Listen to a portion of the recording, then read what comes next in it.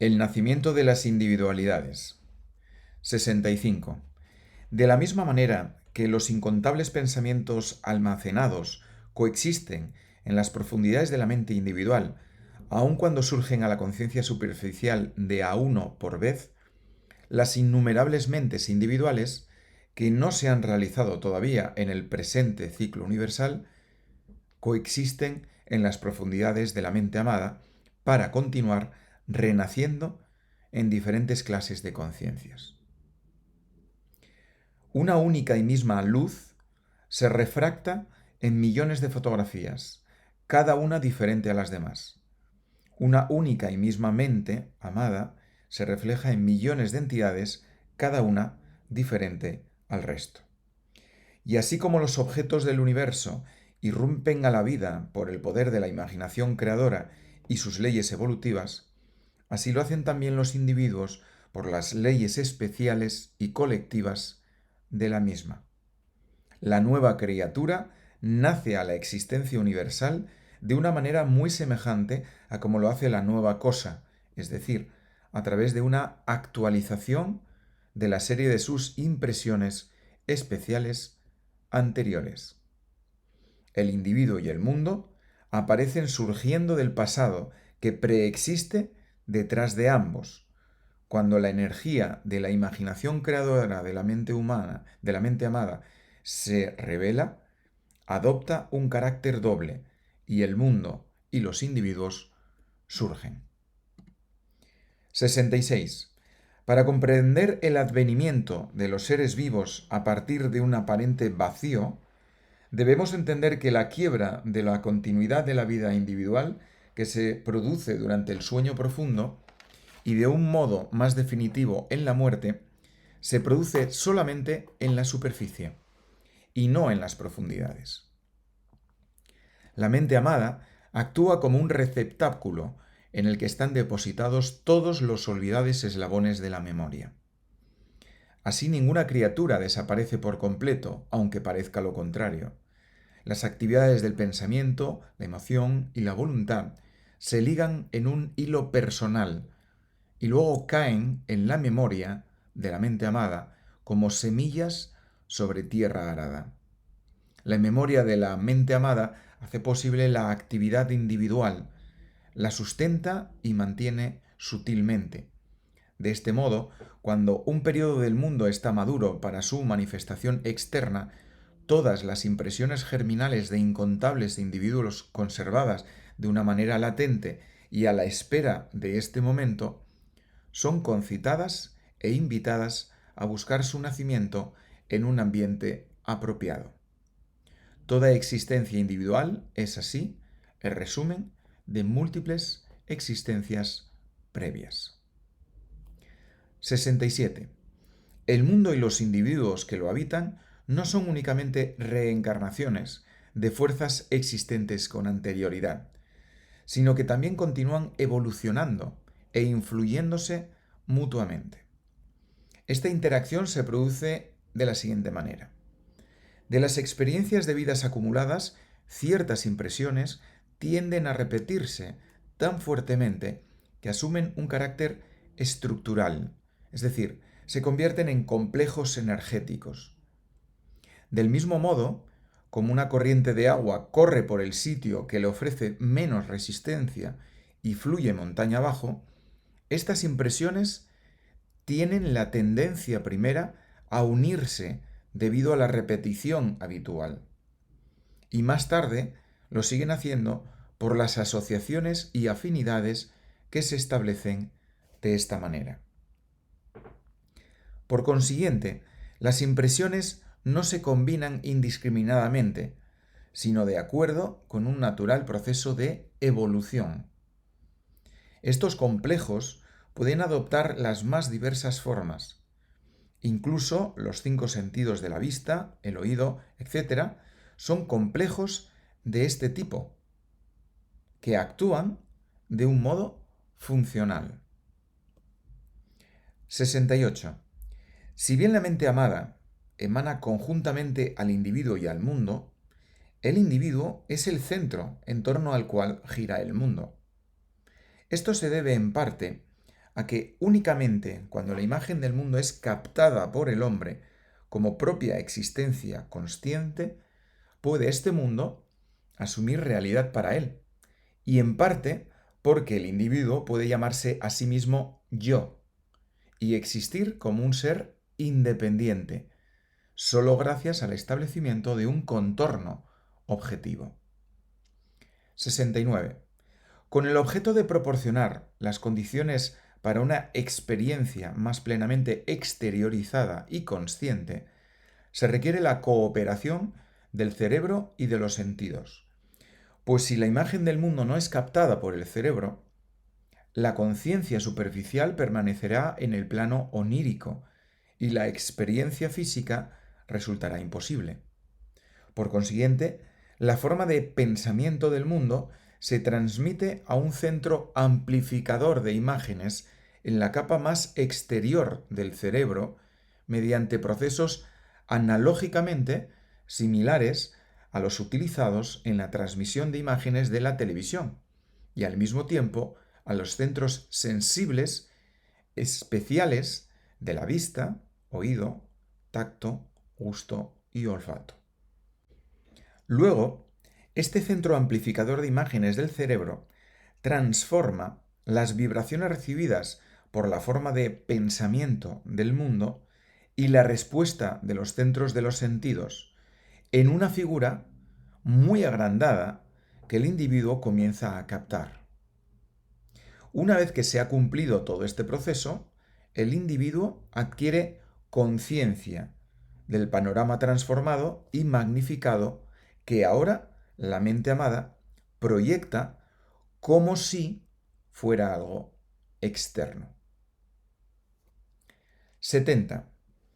Pero esta última exterioridad provoca la equivocada noción de que el mundo está formado por sustancia material. Es honesta la ciencia cuando afirma que el pensamiento es la acción y efecto de los movimientos moleculares del cerebro, pero se deja influenciar por la imaginación cuando sostiene que el pensamiento es producto únicamente de movimientos moleculares. Su conocimiento de la superficie del mundo es tremendo, pero resulta rudimentario su conocimiento del origen del mundo. Solo un análisis más profundo revelará que el mundo externo no se refleja en la mente como un objeto en un espejo. El mentalismo demuestra que el poder que primeramente construye las percepciones sensoriales de un mundo externo es la imaginación creadora de la mente amada. 71. Así como el corazón funciona como difusor de sangre para todo el cuerpo, así también la imaginación creadora actúa como transmisor de conciencia o conocimiento para el cerebro. Mientras dure una transmisión a la cabeza, la conciencia despierta del mundo permanecerá. Comúnmente, esto significa, por consiguiente, que tanto su transmisión y amplificación por el transformador de cerebro más sentidos son continuos e incesantes a lo largo del día. La alternancia de sueño y vigilia se regula externamente por medio de otro centro situado por debajo de la corteza cerebral. Este centro se pone en actividad cuando se despierta y cuando con el receso interno de la corriente de la imaginación creadora hace que el estado de vigilia no pueda prolongarse, este centro permanece pasivo durante el sueño. Esta transmisión interior se produce constantemente y el cerebro está incesantemente ampliando las impresiones originarias de la imaginación creadora en la forma de impresiones sensoriales físicas. Así, las sensaciones individuales emergen realmente dentro del individuo mismo. 72. Los materialistas que descubren que todas las actividades sensoriales están relacionadas con ciertos centros cerebrales y que por lo tanto consideran que el cerebro es la fuente de nuestras plasmaciones, no están equivocados en este aspecto. Lo que sucede es que no avanzan más allá, o no han podido definir todas las funciones del cerebro.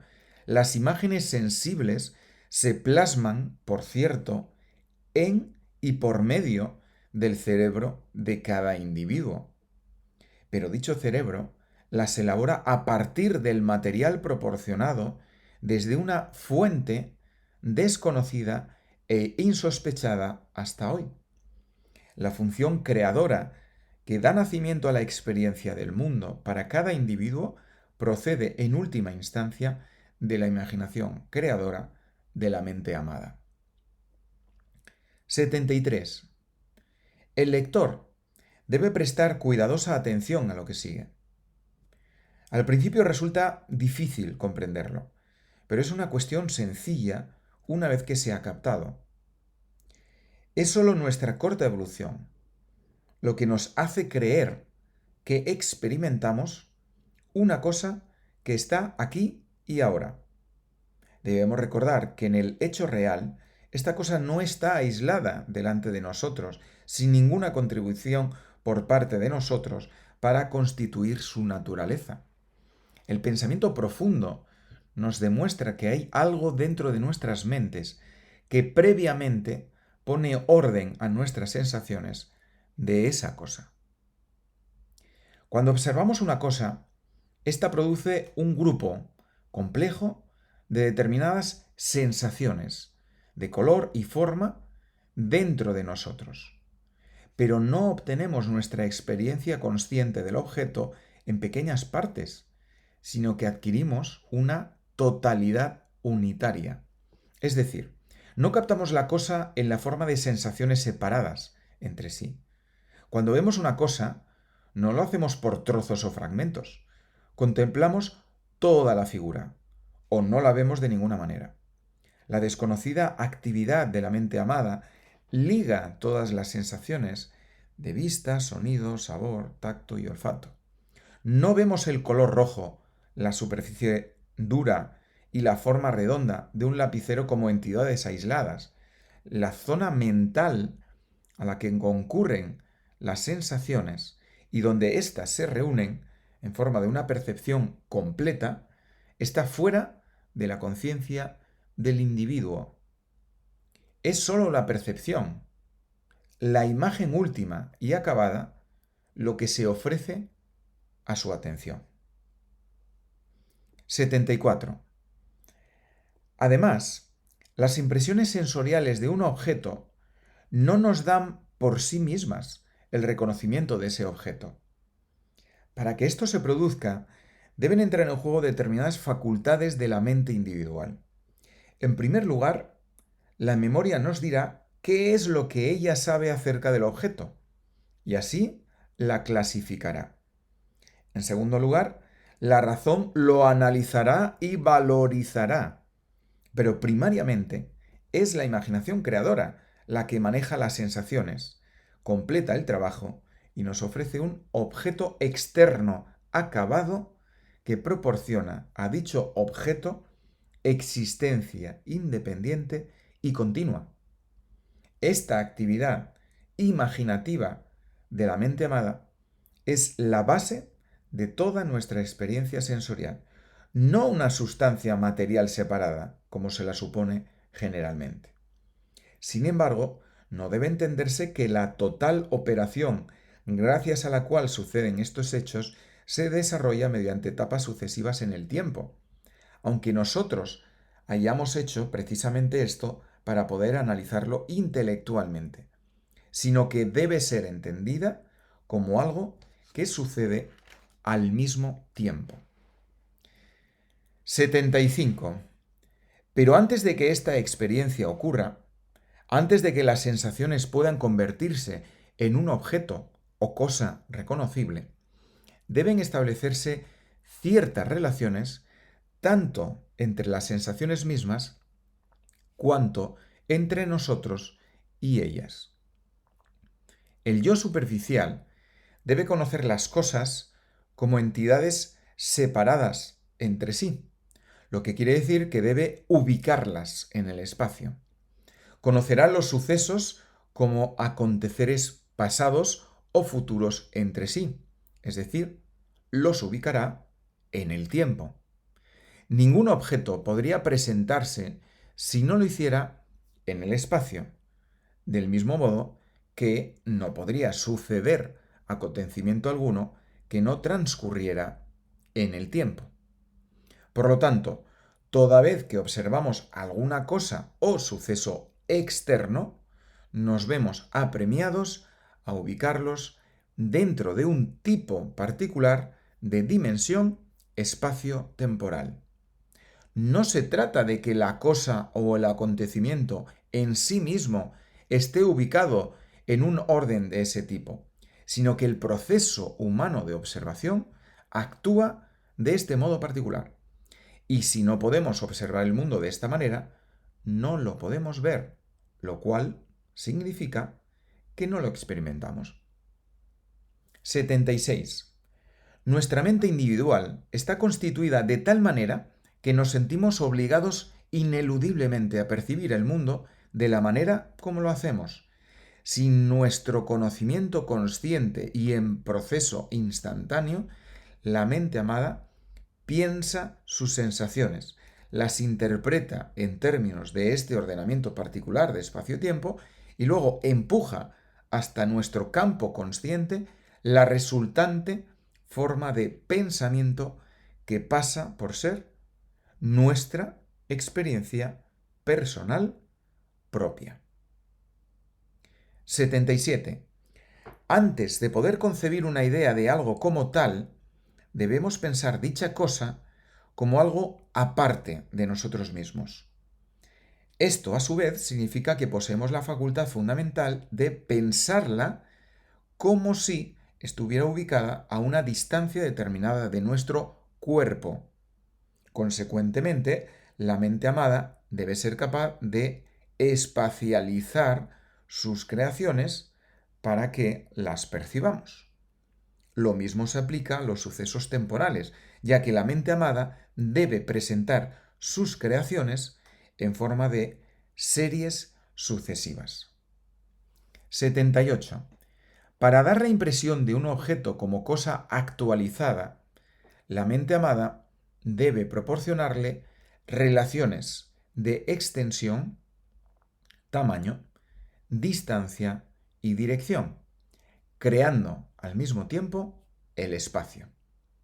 De esta manera, la forma de pensamiento de toda cosa proyectada por la mente amada aparece como afuera de la forma de pensamiento del cuerpo y por lo tanto todas las cosas existen en el espacio constituyendo el sistema total que denominamos naturaleza.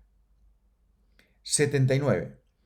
La mente amada crea la experiencia desde sí misma, de una manera tal que la ilusión de recibir la experiencia desde una fuente externa se mantiene en nosotros como dominante. 80.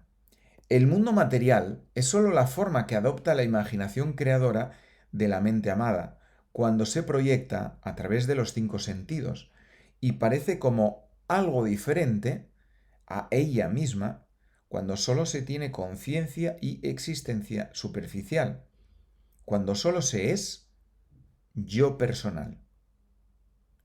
81. El ordenamiento espaciotemporal determina los límites de nuestra existencia. Dibuja las líneas exteriores de nuestro universo experimental. Los límites impuestos a nuestras percepciones por el espacio y el tiempo son ineludibles. Resultan el precio pagado por haber sido capacitados para percibir el mundo en nuestro derredor. Las potencialidades de la imaginación creadora están fuera del espacio y del tiempo, mientras que sus cosas actualizadas se hallan ubicadas, por supuesto, en ese espacio-tiempo impuesto a sus observadores, los seres humanos. Es por esto que la existencia de las cosas es necesariamente relativa. También es por esto que la experiencia humana resulta incuestionablemente relativa. 82. Anteriormente, explicamos que toda la obra constructiva y unificadora que transforma las sensaciones en una percepción consciente era obra de la mente amada. No era aconsejable profundizar mucho más en este principio en ese momento, ya que para el hombre no existe conciencia de dicha obra. Todos estos procesos se producen por debajo del umbral de nuestra conciencia superficial. Ahora es posible ver cómo la imaginación creadora actúa en nosotros. Llamar a esto último subconsciente significa positivamente degradarlo. Es más correcto denominarlo consciente y mucho más exacto, superconsciente. Sin embargo, desde el ángulo de la común comprensión científica, nos vemos obligados a continuar utilizando este término inadecuado. 83. También habíamos señalado anteriormente que la ciencia, siguiendo el enfoque materialista, que considera el objeto externo como previo a la idea consciente del mismo, no puede establecer la relación conjunta de ambos. Y así se ve forzada a dejar una brecha abierta en la relación. Por el contrario, el mentalismo establece la relación dando prioridad a la idea o pensamiento. Nos resulta ahora posible comprender por qué surge dicha prioridad, ya que el proceso de la experiencia personal consiste en elaborar una idea de la mente amada y al mismo tiempo percibirla como una cosa objetiva. El hecho de que la mente amada cree la idea le confiere existencia previa. Así, el pensamiento rector de la mente amada es, por cierto, anterior a la cosa, que nosotros elaboramos humanamente y percibimos humanamente. Pero siendo ambas ideas o pensamientos, es igualmente correcto sostener que un objeto material, aparte de la idea de dicho objeto, jamás existe en ningún momento. 84. De este modo, nosotros construimos nuestra propia imagen espaciotemporal del contorno, a partir de esta forma de pensamiento proporcionado subconscientemente.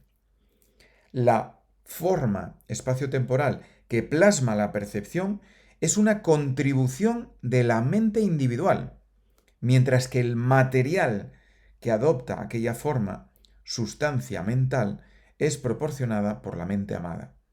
La mente misma del individuo anticipa subconscientemente cómo se producirá su experiencia. Es decir, que ella se dará extendida en un ordenamiento espacial determinado y variable según series temporales determinadas, mientras que la mente amada determina qué experimentará el hombre. 85. Por debajo de dos pensamientos sucesivos de cosas o seres existe la mente amada, oculto eslabón que los ordena posibilitando su captación consciente. Esto concuerda con la afirmación del mentalismo de que el mundo físico, en lugar de ser una cosa estable, tal como surge ante la vista y el tacto, en verdad está transcurriendo a lo largo de un proceso de cambio incesante. Así, una regular sucesión de pensamientos, de cosas y seres, un perpetuo proceso de combustión de materia mental, sucede en todo momento. Por consiguiente, cada pensamiento es siempre uno nuevo. No hay nunca dos pensamientos idénticos, aunque por lo general sean similares. 86. La cuestión que interesa es la de establecer que nuestra forma especial de experiencia sensorial consciente en el espacio y en el tiempo vive todo el tiempo que vive el pensamiento y cesa tan pronto como el pensamiento se detiene. Pero puesto que el próximo pensamiento se produce prácticamente enseguida, la intermitencia jamás es advertida. El mundo es realmente como una película cinematográfica, en proyección, cuyas escenas fulguran vívidamente ante nuestros ojos y cuyas figuras hablan a nuestros oídos con un idioma convincente. Pero si quitamos la película del celuloide del proyector cinematográfico, descubrimos que está constituida por miles de cuadros o pensamientos separados.